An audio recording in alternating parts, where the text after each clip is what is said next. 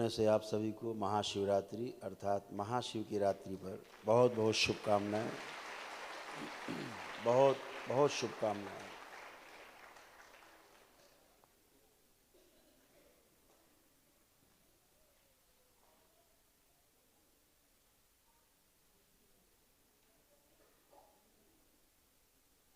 शिव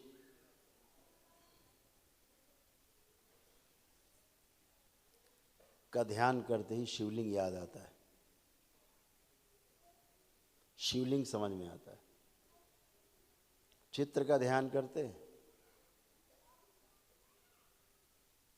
तो एक पुरुष ध्यान आता है, एक हाथ में त्रिशूल,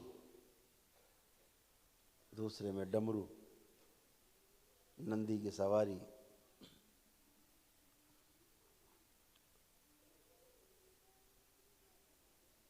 साथ में मां पार्वती। और विस्तार होता है जब तो श्री गणेश और श्री कार्तिकेय, फिर उनकी सवारियां, सब शिव से ही उत्पन्न है। विस्तार करते चले जाओ, उस विस्तार से लेके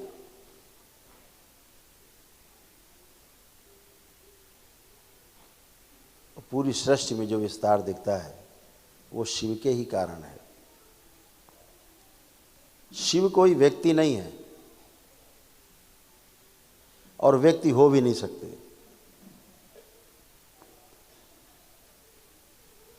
शिव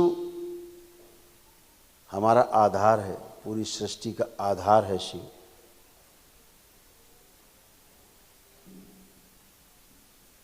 इस सृष्टि में सृजन का जो आधार है वो शिव है और विध्वंस का भी आधार शिव ही है।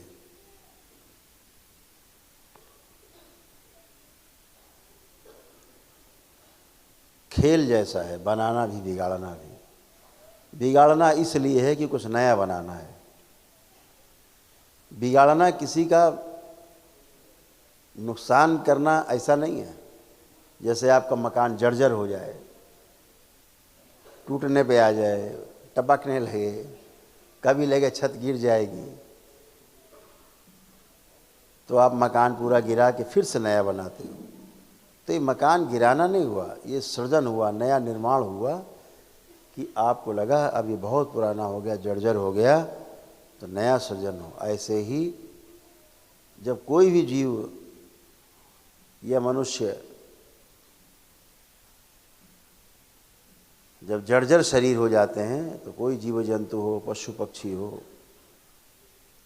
जाता है, तो वो जीवन फैसला लेता है कि अब ये तो भाई टूट रहा है, ये घर तो टूट रहा है, हमारे रहने लायक नहीं बना, तो अब छोड़ा जाए, इसको गिरा के नया बनाया जाए। उससे मृत्यु कहते हैं।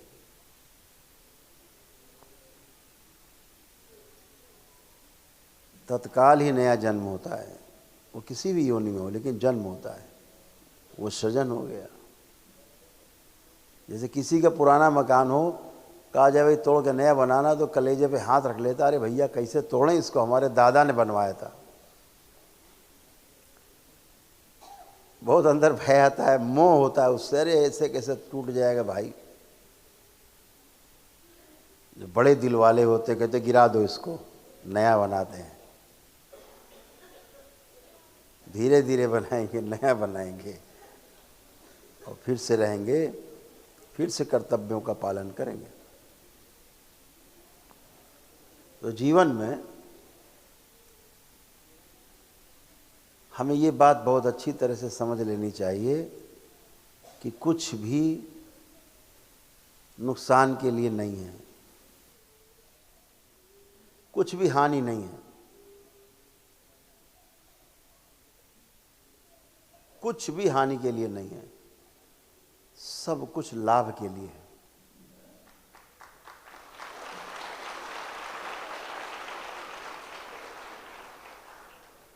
फर्क इतना है कि लाभ इधर दिख रहा है, ज़्यादा लाभ दिख रहा है, हानि इधर नीचे दिख रही है। तो जहाँ धीरे धीरे लाभ कम हो गया है, उसे हमने हानि मान लिया। लेकिन वो लाभ कम है केवल। तो हम ईश्वर से जुड़ के प्रार्थना करते हैं कि जो हमारा लाभ कम है प्रभु, उस लाभ को बढ़ाने की कृपा करें। हम पुरुषार्थ करने के लिए तैयार हैं। तो ईश्वर से आपको शक्ति मिलती है, आपके संकल्प के कारण दरबार आपको शक्ति देता है, आपका आत्मविश्वास बढ़ाता है, आपकी जीने की इच्छा बढ़ाता है, इच्छा शक्ति बढ़ाता है, रोगों से लड़ने की क्षमता बढ़ा देता है, और आप पुरुषार्थ करते हैं तो उसका परिणाम भी बहुत सुंदर आता है। तो ऐसे ही शिव को समझना है कि नुकसान कुछ नहीं है, सब लाभ है, लाभ ही लाभ है। इस संसार में जो कुछ भी दिखता है,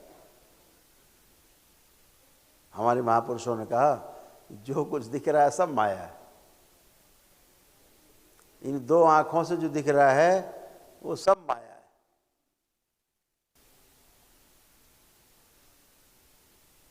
हम तो कह रहे हैं जो इस तीसरी आंख से भी लोग देखते हैं ना, 90% उसमें भी माया ही है।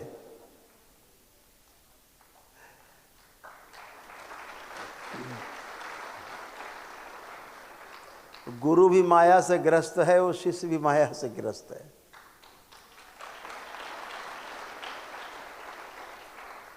दोनों मोह माया में पड़े। जब तक बाबा जैसा पूर्ण गुरु नहीं होता तब तक स्थूल जगत हो चाहे सूक्ष्म जगत हो, आप माया के ही वशीभूत होते हैं, क्योंकि आपको माया बहुत प्रिय है। वो आपकी इच्छा है, वो आपके विचार में है, वो आपकी आशाओं का केंद्र है माया। इसलिए चारों तरफ जो स्मृतियां आपके घेरेंगी आपको, वो भी मायावी ही होंगी, ध्यान रखो। माया से मुक्ति का संकल्प ही गहरा संकल्प, दृढ़ संकल्प, पूर्ण गुरु के समक्ष आपको मोह माया से मुक्ति दिला सकता है, और कोई माया से मुक्ति दिलाने में इस धरती में सक्षम नहीं है।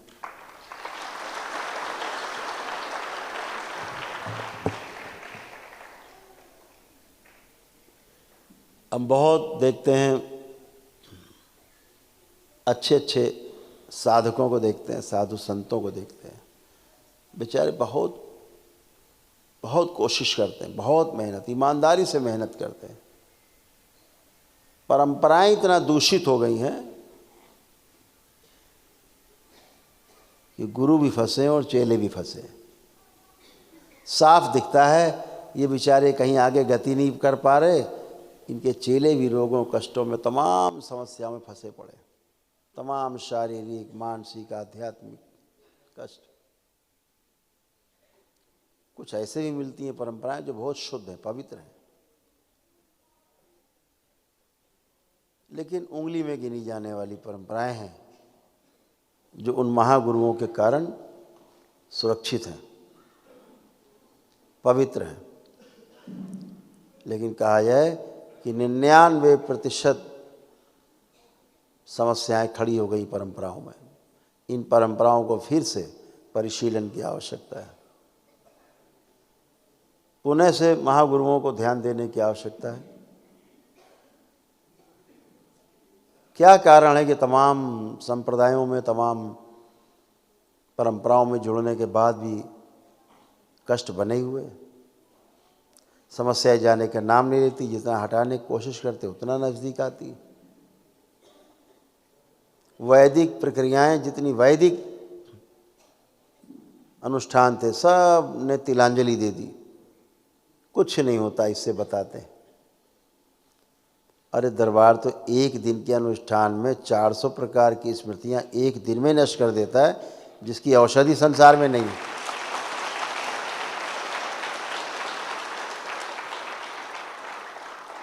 यहाँ तो लाखों प्रमाण हैं, लिखा पढ़ी में प्रमाण हैं, आप सब प्रमाण ही हो। जब तक ये मिट्टी का शरीर है तब तक तो रोग कष्ट आते ही जाते रहते हैं नए नए, लेकिन एक अंदर गहरे में भाव रहता है कि कोई भी कष्ट आएगा तो हमारे माँ और बाबा हैं तो सब चला जाएगा क्षण में, एक संकल्प में उड़ जाएगा। दरबार ने इसीलिए आनंद दरबार को सक्रिय किया।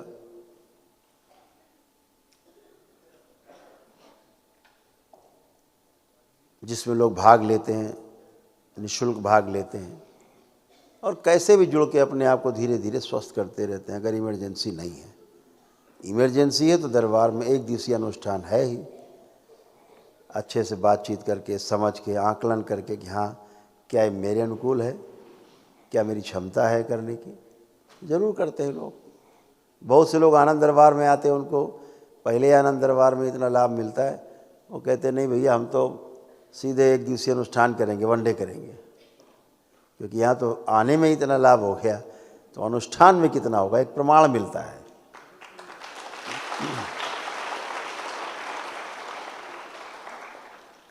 कुछ लोग आनंद दरबार में आते हैं पहली बार, तमाम आसुरी शक्तियाँ, गंदगी रहती हैं, सूक्ष्म जगत में उनकी कस की कुटाई होती है, तो उसका कष्ट उसको ही महसूस हो सकता है जो आनंद दरबार में भाग ले रहा है।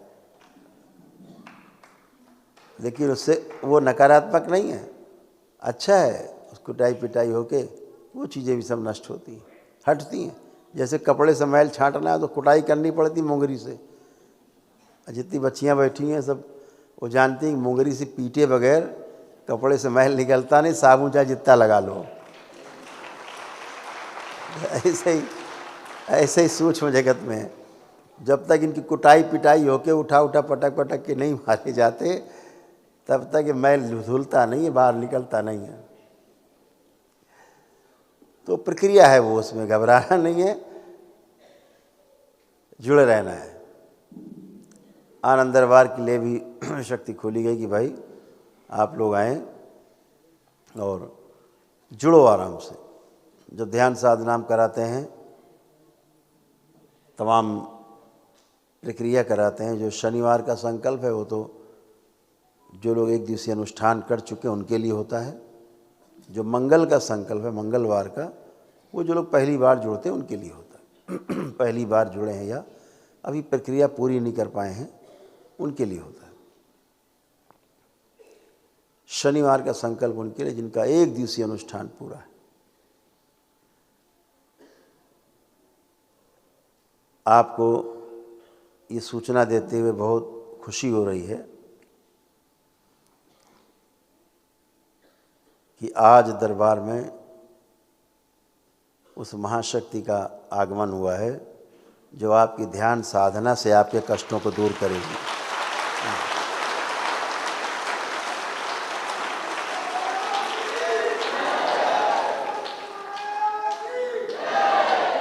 केवल ध्यान साधना से आपके कष्ट जाने लगेंगे। दरबार से जुड़े और ध्यान साधना करते गए, कष्ट, रोग स्थूल में खत्म होते गए। अभी तो सूक्ष्म में खत्म हो जाते थे तत्काल, स्थूल में खत्म होते जाएंगे, निकल के। आपको दिखेगा, महसूस होगा कि मेरा स्थूल रूप में कष्ट मेरा जा रहा है, निकल रहा है, टूट रहा है, खत्म हो रहा है, और हम स्वस्थ हुए। मशीनें बताएंगी आधुनिक चिकित्सा विज्ञान की कि हाँ भैया अभी तो ये रोगी था, अभी तो स्वस्थ हो गया।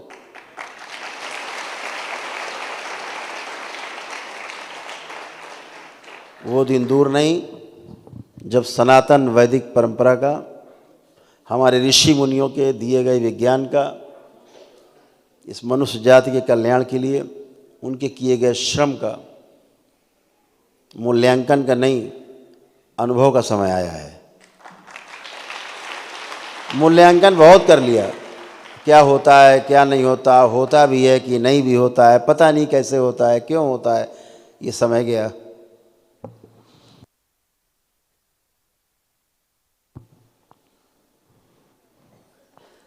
अब समय आया अनुभव का। जैसे आपने दोपहर में ध्यान साधना की,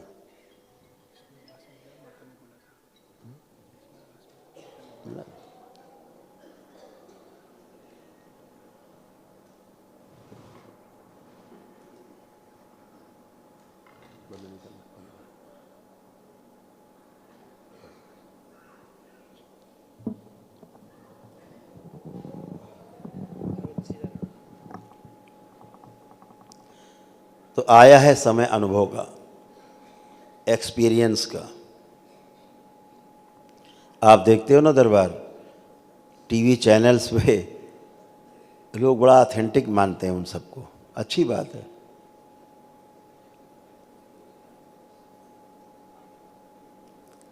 जब वहाँ बैठ के दरबार ऐसे ऐसे करके सबके कष्ट हटा देता है, जिन्होंने प्रक्रिया नहीं करी तो लोग बड़ा आश्चर्य करते हैं।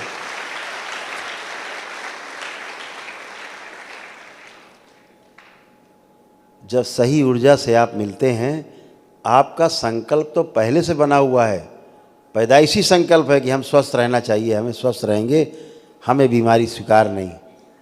तो वो संकल्प दरबार सेकंडों में पूरा करा देता है। ऊर्जा दिया दरबार से, पूरा हो गया। उसके पास नहीं ऊर्जा है तो क्या हुआ। तो दरबार की जब वैदिक प्रक्रिया करते हैं तो एक विशाल ऊर्जा, एक विराट ऊर्जा आपके साथ होती है। या आप पद यात्रा करके आते हैं तो भी अनुष्ठान का पुण्य मिलता है आपको। ये आनंद दरबार ज्वाइन करते हैं धीरे धीरे करके, 11 महीने का हर महीने एक आनंद दरबार आपने ज्वाइन किया, आपको अपने आप पुण्य मिलते। दरबार से जुड़े रहे, जिसकी जो मर्जी आई, अपना कभी सिद्धावन ले लिया, कभी प्रज्वलित कर लिया, कि जो भी जिसकी क्षमता है अपना पुण्य मिलते हैं उससे। कोई भी अनुष्ठान यज्ञ करने से आपको उसके पुण्य मिलते ही मिलते हैं, जो आपकी क्षमता है। करें क्षमता नहीं है तो जुड़े रहें आस्था विश्वास श्रद्धा से, उससे भी आप स्वस्थ होते हैं।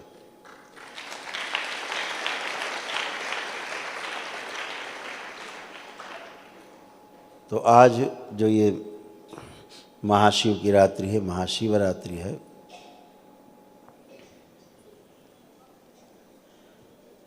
बहुत ही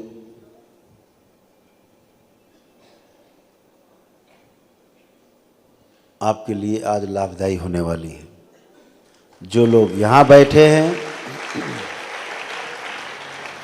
या घर में लाइव बैठ के देख रहे हैं और ध्यान साधना भी करेंगे साथ में, अपनी सिद्ध ग्यारी जला के मंदिर में रख दें और दूसरे कक्ष में आ करके कर सकते हैं।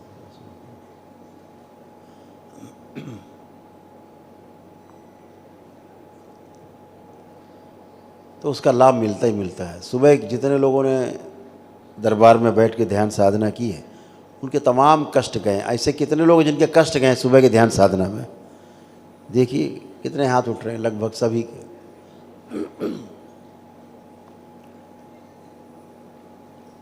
अभी जो शक्ति खुलने जा रही है, जिस महाशक्ति का आगमन हुआ, जिससे आप जुड़ने जा रहे हैं, सब पूरा संप्रदाय जुड़ने जा रहा है। श्री राधा रमन शिष्य संप्रदाय, परम पूजनी बाबा जी का संप्रदाय, पंडित श्री राधा रमन मिश्र जी का संप्रदाय बनाया हुआ। इसमें जितने दीक्षित लोग हैं, चाहे तंत्र क्रिया योग में दीक्षित हों, किसी भी लेवल पे हों, चाहे मंत्र दीक्षा से दीक्षित हों, या जिनके पास अभी दीक्षा नहीं ले पाए किसी कारण से, एक दिवसीय अनुष्ठान के पुण्य हैं, सभी में बहुत तेज़ी से सक्रिय। और जो अभी नहीं कर पाए, उनमें धीरे धीरे धीरे धीरे उनकी भी आस्था विश्वास और श्रद्धा से उनके भी कष्ट जाते हैं। जो भी जुड़ता है इस आनंद दरबार के साथ उसको आनंद ही आनंद होता है।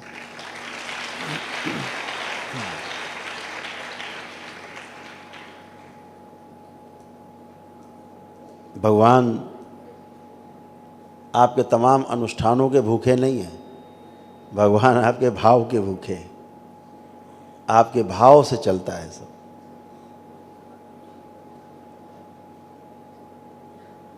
भाव विचार ही आपका स्वास्थ्य है, और भाव विचार गड़बड़ है तो वही आपका रोग है। तो आज की जो रात्रि है, जागना है आपको, जितना जाग सको जागना है। ब्रह्म मुहूर्त के पहले सोना नहीं। दरबार में जो प्रतिदिन रुद्राभिषेक होता है, तो आज भी होगा, रोज ही होता है। प्रातःकाल ब्रह्म मुहूर्त में 3:30 बजे शुरू होता है। तो यहाँ से उठने के बाद, ध्यान साधना के बाद, रुद्राभिषेक का पुण्य लूट लेना। सब लोग मिल के लूट रहे हैं।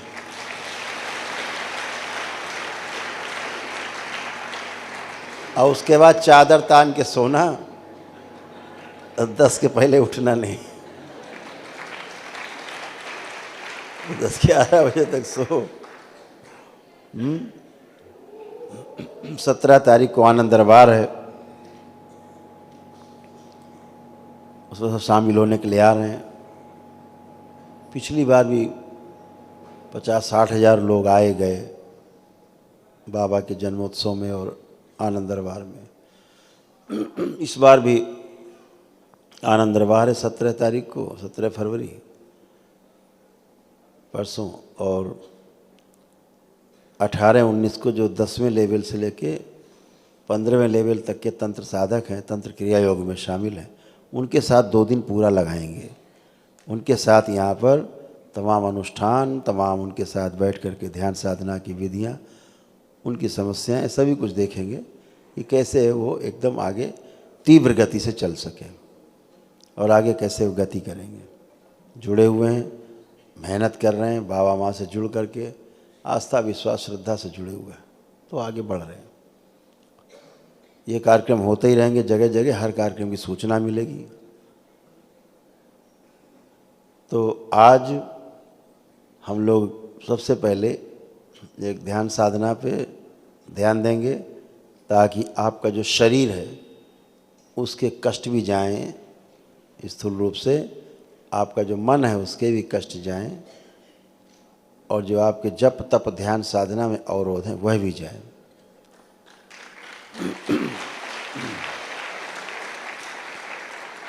तो सभी लोग तैयार हो जाएं ध्यान साधना के लिए भी।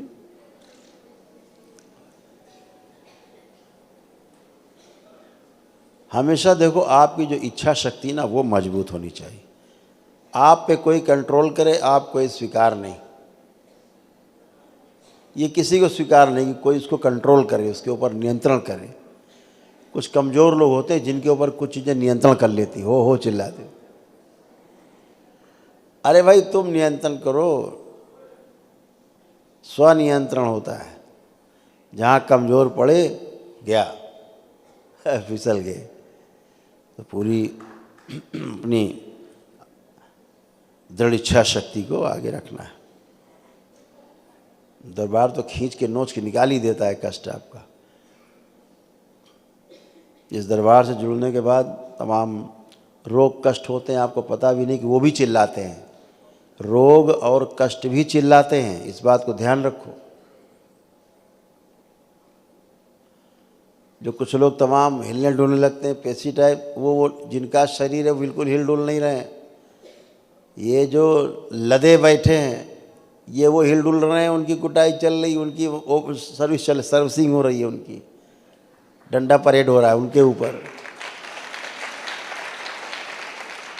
फील आपको होता है कि अरे लगता है डंडा परेड मेरे ऊपर हो गया। अरे नहीं भाई, एकाकार कर लिया है उसने आपके शरीर के साथ, इसलिए आपको ऐसा फील होता है। अच्छा है निकल जाए। यहाँ तो हिले की गए। तो सभी लोग अपने अपने मुद्रा में आएंगे। सबसे पहले प्रथम चरण। दरबार का ऑफिशियल चैनल करौली सरकार ईश्वरीय चिकित्सा विज्ञान केंद्र चैनल को जरूर सब्सक्राइब करें। नमः शिवाय।